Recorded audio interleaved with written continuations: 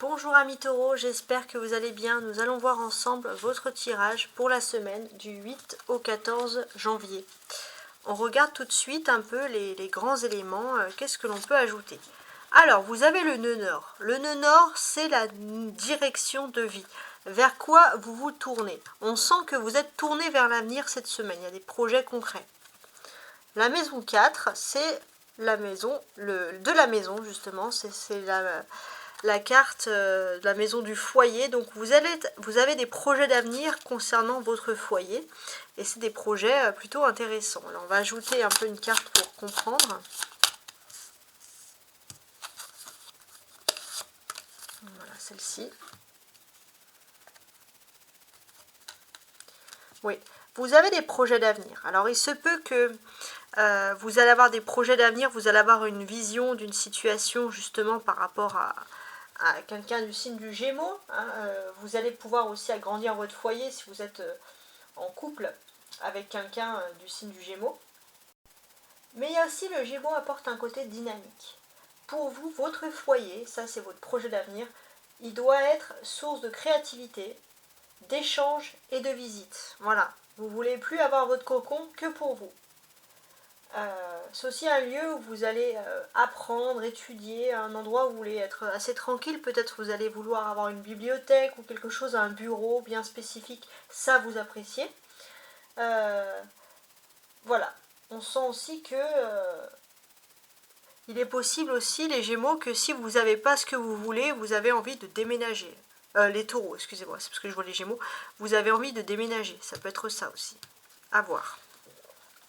Alors, on continue avec le reste, mes amis des taureaux, toujours. Vous avez l'énergie de Pluton. D'accord. Pluton vous redonne le pouvoir dans votre vie. Le pouvoir de quoi? Le pouvoir en maison 3. Donc vous avez le pouvoir de la communication. Et ça va être vraiment intéressant. Vous avez le pouvoir de la communication. Vous avez le pouvoir de persuader les personnes autour de vous.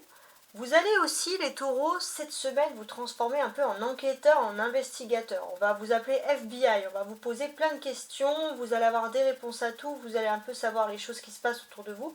Ça va être intéressant.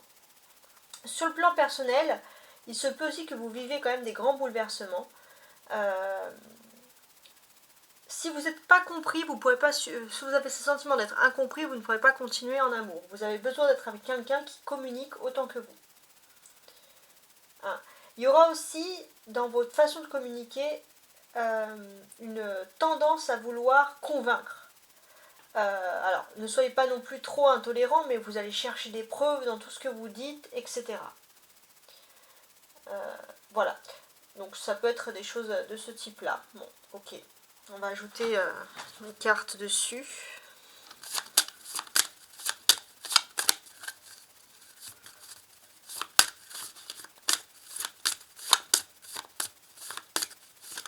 Ouais, pour moi, ça va vraiment favoriser les échanges. Alors, vous allez avoir beaucoup d'échanges avec les Sagittaires. On sent qu'avec les Sagittaires, vous vous sentez à votre aise pour parler, pour communiquer. Il est aussi intéressant que vous allez vous intéresser à tous les domaines cachés au niveau professionnel, tels que la criminologie, je ne sais plus le dire, le monde criminel, la psychiatrie, les univers tabous, les lieux tabous. On sent que vous allez avoir ce côté très ouvert d'esprit qui peut également ressurgir. Donc c'est intéressant. Il y a un côté aussi à vouloir explorer la planète, à vouloir voyager, qui va ressortir. Et il y a aussi ce côté où vous allez avoir une façon de parler, un optimisme qui va convaincre tout le monde. Si vous avez besoin d'oral, de parler, de convaincre les gens autour de vous, ça va être très facile cette semaine pour vous, honnêtement, je vous le dis. Ensuite, j'ai Chiron. D'accord, bon. Chiron, ça représente, alors là il y a le serpent, ça peut faire peur, mais ça représente surtout la santé, mais le serpent peut représenter aussi la sexualité, vous pouvez être aussi gâté dans ce domaine. Et on a la maison 9 qui représente aussi le Sagittaire, vous aurez beaucoup de liens avec les Sagittaires.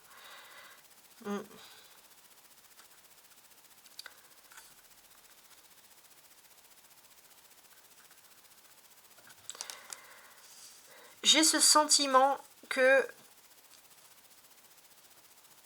parfois vous avez du mal à vous adapter dans certains domaines. Et si vous avez du mal à vous adapter, il y a le serpent. C'est-à-dire qu'il y a ce côté, le serpent il s'adapte, il arrive à se glisser de partout, à se faufiler. Et j'ai l'impression, le taureau, que vous allez être un excellent détective parce que vous allez pouvoir vous adapter à tous les milieux. C'est comme ça en tout cas que je ressens les choses. Alors je vais quand même ajouter une carte.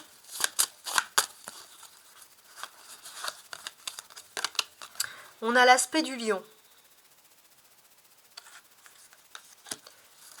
Alors, on pourra vous critiquer dans le fait que parfois vous pouvez être un peu égoïste. Pourquoi égoïste? Parce que j'ai ce sentiment que vous allez aller vers là où ça vous plaît. Ça peut aussi parler dans les rapports amoureux. Vous allez aller vers des personnes qui vous correspondent. Ça aussi c'est important. On sent que vous avez une adaptabilité qui est très intéressante. Alors pourquoi il y aurait l'aspect égoïste du lion? Alors déjà je pense que si vous avez une façon de vous adapter, vous avez peut-être aussi une personne lion dans votre entourage qui va vous aider à connaître les bonnes personnes et c'est une personne positive.